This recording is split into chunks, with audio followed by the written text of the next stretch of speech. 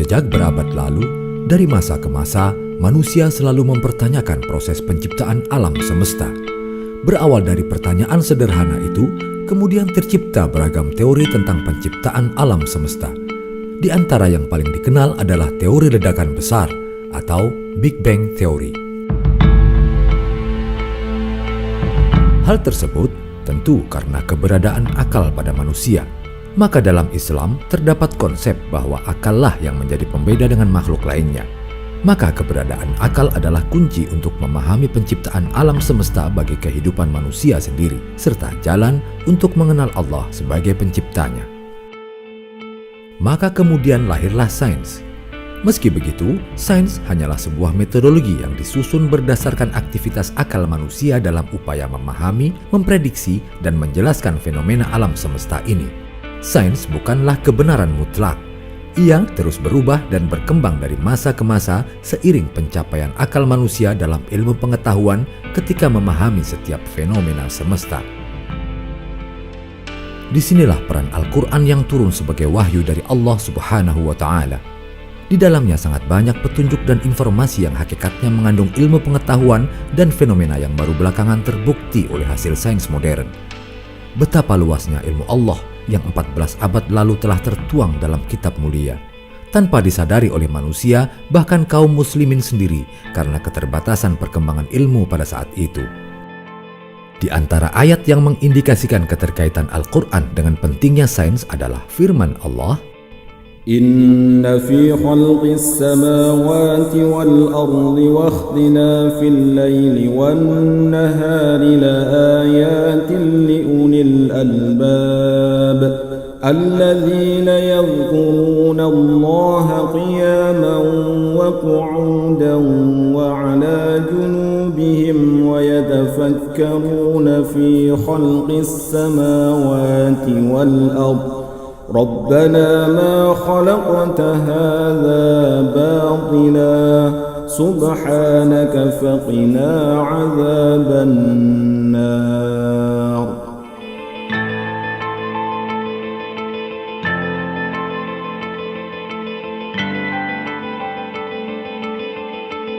Posisi benda langit, planet, bulan, matahari, dan rasi bintang dahulu dipergunakan untuk meramal nasib manusia. Pengetahuan tentang ini dikenal dengan astrologi. Lalu, ayat tersebutlah yang mengubah pandangan astrologi menjadi astronomi di zaman Islam dengan mengajak manusia untuk senantiasa berzikir dalam memikirkan penciptaan alam semesta. Menelaah posisi benda-benda langit merupakan sains. Akan tetapi mengaitkannya dengan nasib manusia adalah pseudosains atau sains palsu. Telaah benda-benda langit dalam astronomi meliputi mekanika dan fisik benda langit serta keterkaitan satu dengan lainnya dalam skenario besar alam semesta. Al-Quran menegaskan bahwa penciptaan jagat raya meliputi langit, bumi, dan segala isinya terjadi dalam 6 masa. Sejalan dengan informasi ini, ilmu pengetahuan juga mengungkapkan bahwa jagat raya seperti yang ada saat ini terjadi melalui suatu proses yang amat panjang yang memungkinkan untuk dikelompokkan menjadi 6 periode. Dengan demikian, terdapat kesesuaian antara informasi Tuhan dan penjelasan yang diberikan para ilmuwan melalui telaah dan penelitian mereka. Setidaknya, informasi demikian diungkapkan sebanyak 7 kali. Di antara ayat yang menjelaskan hal ini adalah surah Yunus ayat 3, yaitu firman Allah, إن ربكم الله الذي خلق السماوات والأرض في 6 أيام ثم استوى على العرش يدبر الأمر ما من شفيع إلا من بعد إذنه ذلكم الله ربكم فاعبدوه أفلا تذكرون.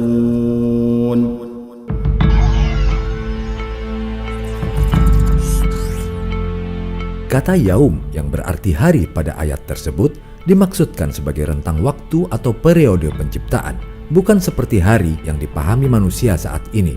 Hari atau masa yang disebut dalam ayat ini dalam tuntutan agama hanya Allah saja yang mengetahui berapa lamanya.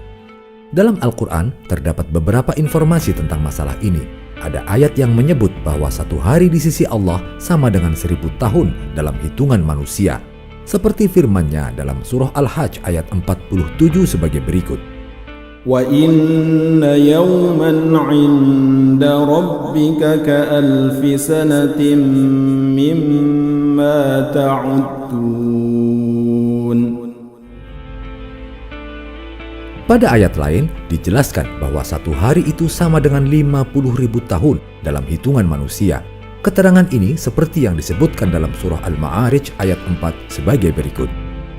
تَعْرُجُ الْمَلَائِكَةُ وَالرُّوحُ إِلَيْهِ فِي يَوْمٍ كَانَ مِقْدَارُهُ 50,000 سَنَةً. Menurut Abdullah Yusuf Ali dalam The Holy Quran Text Translation and Commentary, kata yaum atau bentuk tunggal dari ayam disetarakan dengan kata dalam bahasa Inggris age atau ayen. Sedangkan oleh Abdus Su'ud, seorang ahli tafsir abad ke-16, kata yaum disetarakan dengan pengertian peristiwa atau naubat. Memperhatikan berbagai pendapat itu, jelaslah kata yaum lebih tepat bila diterjemahkan sebagai tahap atau periode atau masa. Dengan demikian, kalimat fi sittati ayyam dalam ayat-ayat tersebut lebih tepat untuk diterjemahkan sebagai dalam 6 masa. Sebagai tambahan informasi yang tak kalah menarik, kata yaum yang berarti hari diulang sebanyak 365 kali di dalam Al-Quran. Hal itu sangat akurat dengan jumlah hari dalam setahun.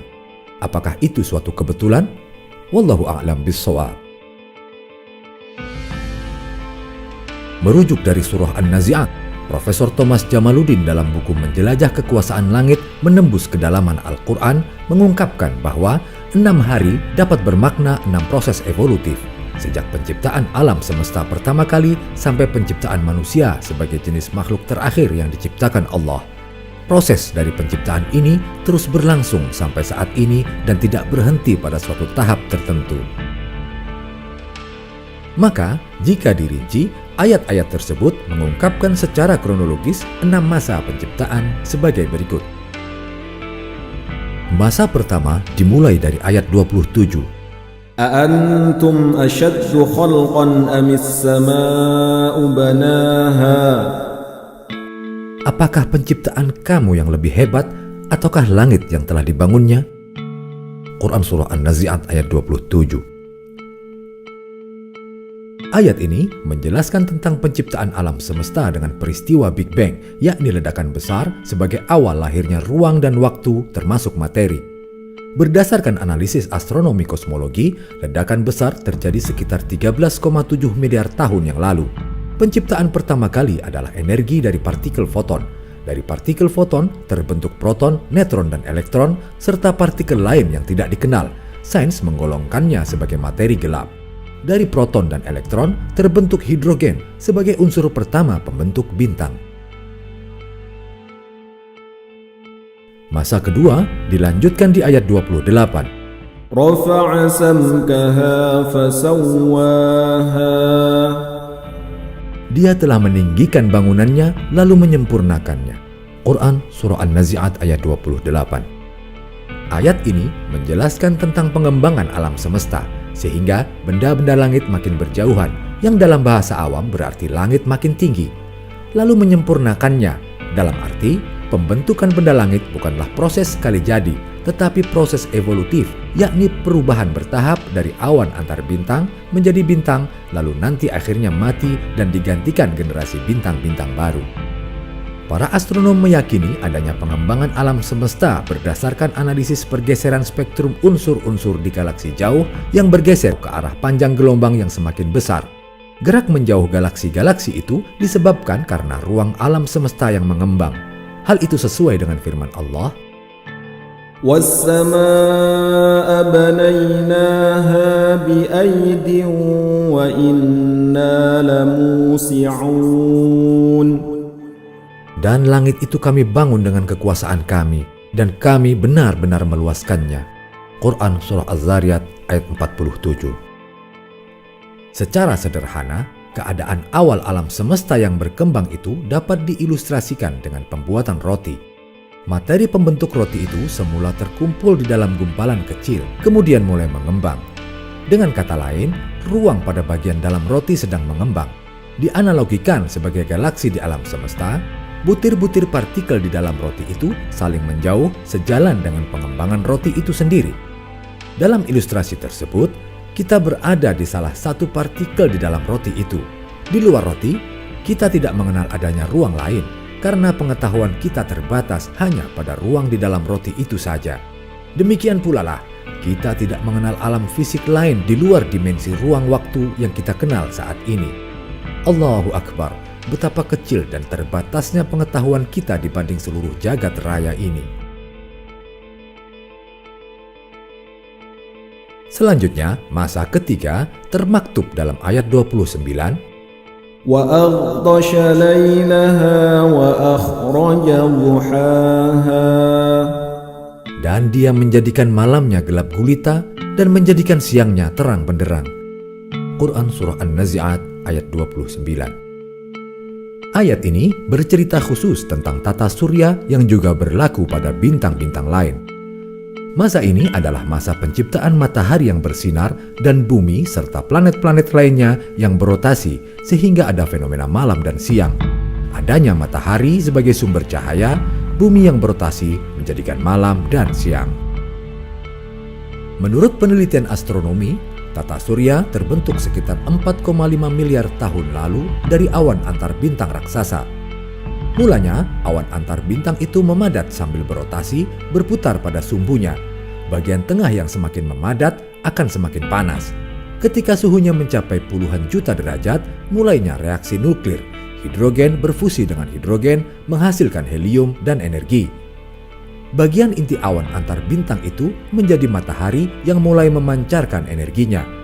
Lambat laun, debu-debunya tersibak oleh angin matahari, sementara debu yang memadat di sekitar matahari kemudian berproses membentuk planet-planet, salah satunya bumi kita ini. Lalu, masa keempat pada ayat 30, وَالْأَرْضَ بَعْدَ ذَلِكَ دَحَاهَا. dan setelah itu bumi dia hamparkan. Quran Surah An-Nazi'at ayat 30. Ayat ini menjelaskan proses evolusi di planet bumi. Setelah bulan terbentuk dari lontaran bagian kulit bumi karena tumbukan benda langit lainnya, lempeng benua besar atau Pangea kemudian dihamparkan yang menjadikan benua-benua mulai terpisah membentuk 5 benua plus Antartika. Bumi dihamparkan dalam ayat tersebut bermakna lempeng benua yang bergeser sedikit demi sedikit dalam waktu ratusan juta tahun. Sekitar 225 juta tahun lalu, semua benua masih bergabung. Lalu, benua Amerika mulai berpisah dari benua Eropa dan Afrika, sementara benua Asia bergabung dengan lempeng India Australia yang terlepas dari benua Afrika. Berikutnya, masa kelima, ayat ke-31, أَخْرَجَ مِنْهَا مَاءَهَا وَمَرْعَاهَا. darinya dia pancarkan mata air dan ditumbuhkan tumbuh-tumbuhannya. Quran Surah An-Nazi'at ayat 31. Ayat ini menjelaskan awal penciptaan kehidupan di bumi, mungkin juga di planet lain yang disiapkan untuk kehidupan dengan menyediakan air. Proses pemanasan yang menyebabkan penguapan dan pembentukan awan, lalu hujan yang menyebabkan siklus hidrologi yang akhirnya memancarkan mata air. Al-Quran tidak menjelaskan proses awalnya, tetapi hanya menguraikan substansi proses hidrologis yang dikaitkan dengan proses awal kehidupan, yaitu menumbuhkan tumbuh-tumbuhan sebagai makhluk hidup pertama. Kehidupan diperkirakan bermula dari laut yang hangat sekitar 3,5 miliar tahun yang lalu berdasarkan fosil tertua yang pernah ditemukan. Di dalam Al-Quran Surah Al-Anbiya ayat 30 memang disebutkan semua makhluk hidup berasal dari air. Lahirnya kehidupan di bumi dimulai dari makhluk bersel tunggal dan tumbuh-tumbuhan. Yang menarik, proses lahirnya kehidupan yang dimulai dari tumbuhan terkait dengan skenario Allah menyiapkan kehidupan di bumi.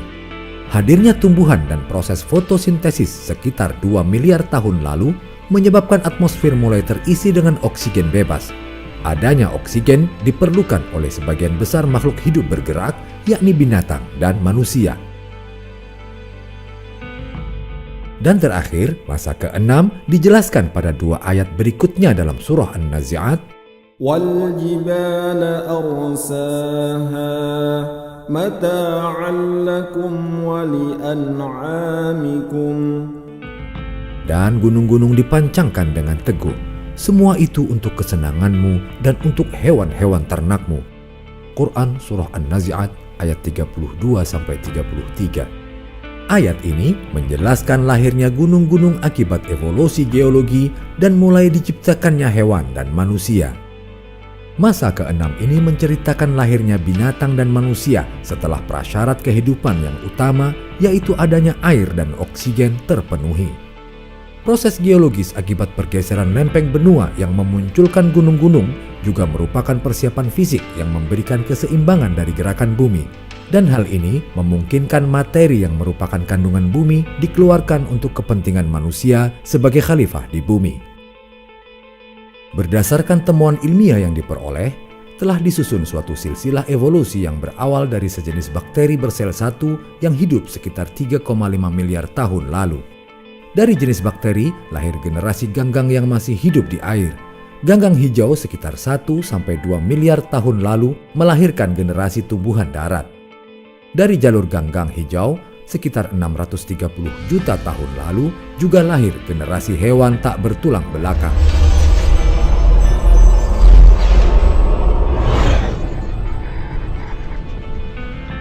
Tentang penciptaan langit 7 lapis, hal itu merupakan fenomena yang ditemukan dalam Al-Quran. Ada beberapa ayat yang memberikan informasi tentang hal ini. Di antaranya adalah yang terdapat pada surah Al-Mulk ayat 3, yaitu الذي خلق 7 سماوات طباقا ما ترى في خلق الرحمن من تفاوت فارجع البصر هل ترى من فطور. Pemahaman tentang 7 langit berkembang sesuai pemahaman manusia tentang alam semesta. Dalam kebudayaan Eropa kuno, orang menganggap langit itu berlapis-lapis dengan bumi sebagai pusat alam semesta atau geosentrik. Bulan berada pada langit pertama, kemudian pada langit kedua sampai ketujuh masing-masing ada Merkurius, Venus, Matahari, Mars, Jupiter, dan Saturnus. Di luar langit 7 itu ada bintang-bintang lainnya.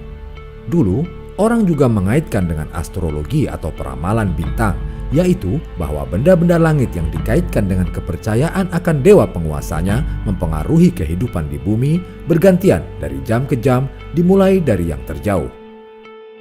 Ada pula yang berpendapat 7 langit diartikan dengan lapisan-lapisan atmosfer yang dekat dengan bumi ini.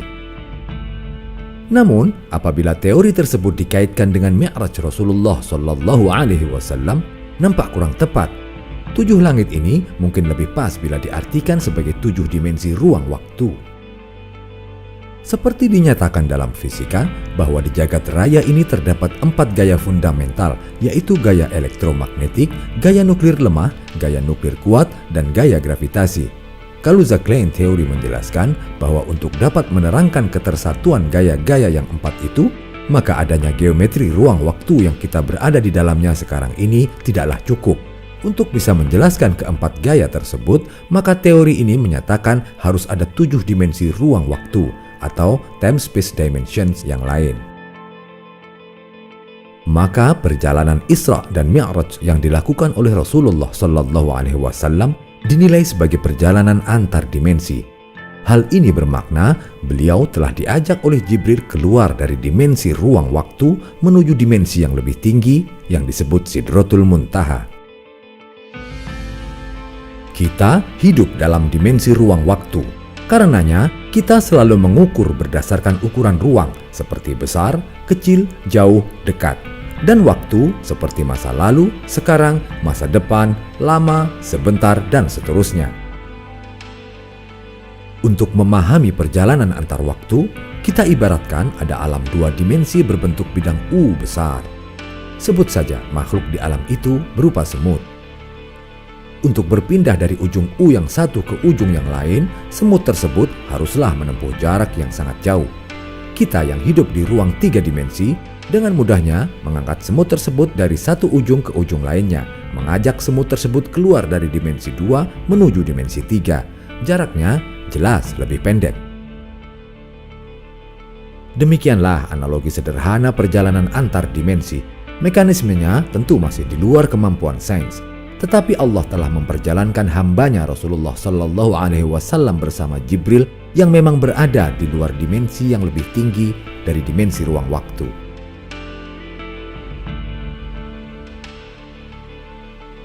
Para ilmuwan telah membuktikan betapa alam semesta ini diciptakan dengan sangat presisi. Allah mengisyaratkan bahwa alam semesta dicipta dalam satu struktur yang sangat harmonis. Informasi demikian dapat ditemukan dalam banyak ayat dalam Al-Quran, di antaranya surah Ar-Ra'd ayat 2. Allahul ladzi rafa'as samawati bighairi 'amadin tarawnaha thumma istawa 'alal 'arsyi wa sakhkhara asy-syamsa wal qamara kullun yajri li ajalin musamma يدبر الأمر يفصل الآيات لعلكم بلقاء ربكم توقنون. Ayat ini menegaskan sebuah fenomena bahwa tiap-tiap benda langit itu seakan terapung kokoh di tengah-tengah jagat raya tanpa ada tiang-tiang yang menyangga dan tanpa ada tali yang mengikatnya. Memanglah benda-benda langit yang terlihat di alam ini terwujud tanpa tiang yang menyangganya. Andai saja benda-benda sebesar itu mesti memerlukan tiang untuk menyangganya, dapat dibayangkan betapa semerawutnya alam semesta ini. Selanjutnya, Allah juga menjelaskan bagaimana Dia menundukkan matahari dan bulan dalam arti menetapkan keadaannya yang meliputi fungsi, gerak rotasi dan revolusi atau gerak pada poros dan pada orbitnya yang terus berlaku masing-masing sesuai dengan ketetapan waktu yang telah ditentukan. Demikian pula ketika menerangkan hakikat matahari dan bulan, Allah menjelaskan bahwa sesungguhnya mataharilah yang memiliki cahaya, sedangkan bulan tidak. Karena itu, bulan tidak memancarkan sinar setiap saat, sebab benda ini hanya memantulkan sinar matahari. Allah juga menerangkan bagaimana bulan bergerak pada posisi-posisi tertentu yang ternyata hal itu merupakan pertanda dari perjalanan waktu.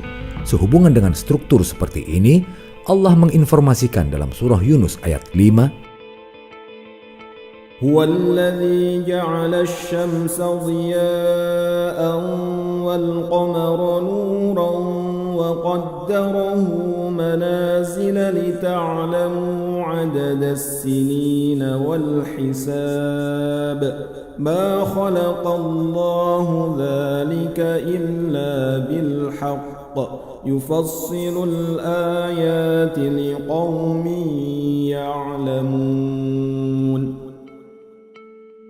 Menurut ilmu astronomi, yang paling berperan dalam menjadikan stabilnya benda-benda langit itu terutama adalah gaya gravitasi. Gaya-gaya yang lain itu mungkin tidak terlihat, tetapi efeknya dapat kita lihat dan rasakan. Dengan gaya itu, matahari, bulan, dan semua benda-benda langit bergerak terus-menerus yang satu mengitari yang lain seakan terus-menerus bertawaf seperti yang dilakukan oleh umat Islam saat melaksanakan ibadah haji dan umroh. Semuanya ditundukkan mengikuti hukum-hukum Allah yang telah ditetapkan. Itulah yang disebut dengan sunnatullah. Pada ayat tersebut juga dijabarkan ketentuan Allah tentang garis edar atau orbit yang teratur dari matahari dan bulan. Hal itu berakibat munculnya pergantian siang dan malam, dimaksudkan agar manusia mengetahui perhitungan tahun dan ilmu hisab, yaitu ilmu tentang penghitungan waktu yang didasarkan pada posisi bulan atau matahari. Begitulah ketetapan Allah menciptakan alam semesta ini dengan penuh harmoni dan presisi, kemudian menjadikan manusia di kehidupan bumi untuk menjadi khalifah. Ketaatan pada peringatan Allah untuk menjaga alam ini akan membuahkan kebaikan bagi alam maupun manusia. Namun demikian, banyak pula di antara manusia yang justru tidak melakukan tugas ini seperti yang dikehendaki Allah. Akibat yang dapat disaksikan adalah fenomena-fenomena yang menjurus pada kerusakan dan kehancuran alam semesta. Sebagaimana firman Allah, telah tampak kerusakan di darat dan di laut disebabkan karena perbuatan tangan manusia. Allah menghendaki agar mereka merasakan sebagian dari akibat perbuatan mereka, agar mereka kembali ke jalan yang benar. Quran Surah Ar-Rum ayat 41. Global warming dan menipisnya lapisan ozon hanyalah contoh awal yang sering dikhawatirkan dunia saat ini. Sangat banyak ayat-ayat di dalam Al-Quran yang memperingatkan dahsyatnya kerusakan alam semesta ini di akhir zaman. Di antaranya, apabila bumi diguncangkan sedahsyat-dahsyatnya dan gunung dihancur luluhkan sehancur-hancurnya, maka jadilah ia debu yang berterbangan. Quran Surah Al-Waqiah ayat 4-6.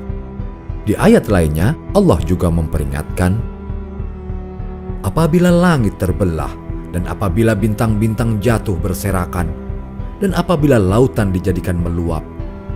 Quran Surah Al-Infitar ayat 1-3.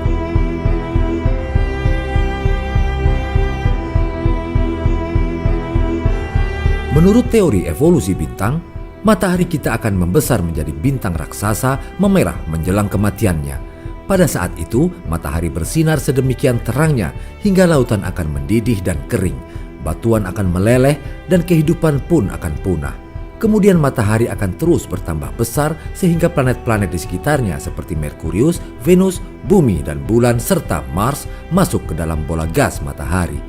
Barangkali kejadian inilah yang diisyaratkan dalam Al-Quran Surah Al-Qiyamah ayat 7-9 sebagai bersatunya matahari dan bulan. Hal itu bahkan sangat sesuai dengan hadis Rasulullah sejak 14 abad yang lalu. Beliau sallallahu alaihi wasallam bersabda, "Tudna syamsu yaumal qiyamati minal khalqi hatta takuna minhum kamiqdari mil." Pada hari kiamat nanti, matahari akan didekatkan jaraknya terhadap makhluk hingga tinggal sejauh 1 mil saja. Hadits riwayat Muslim. Sungguh, suatu proses kehancuran yang sangat mengerikan telah diperingatkan oleh Allah dan Rasul-Nya sejak 14 abad yang lalu. Bahkan sebelum sains benar-benar mampu memahami struktur alam semesta dan sistem tata surya seperti zaman modern ini. Hanya yang bertakwalah yang akan selamat pada hari itu. Sebagaimana firman Allah, "Wahai manusia, bertakwalah kepada Tuhanmu.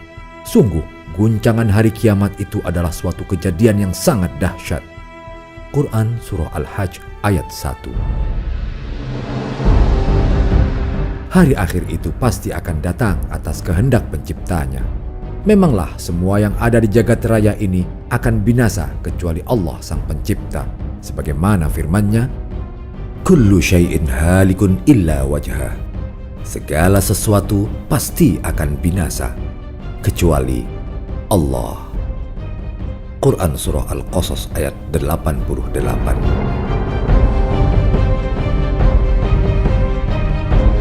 Wallahu a'lamu bis-shawab. Semoga kajian ini bermanfaat menambah pengetahuan kita.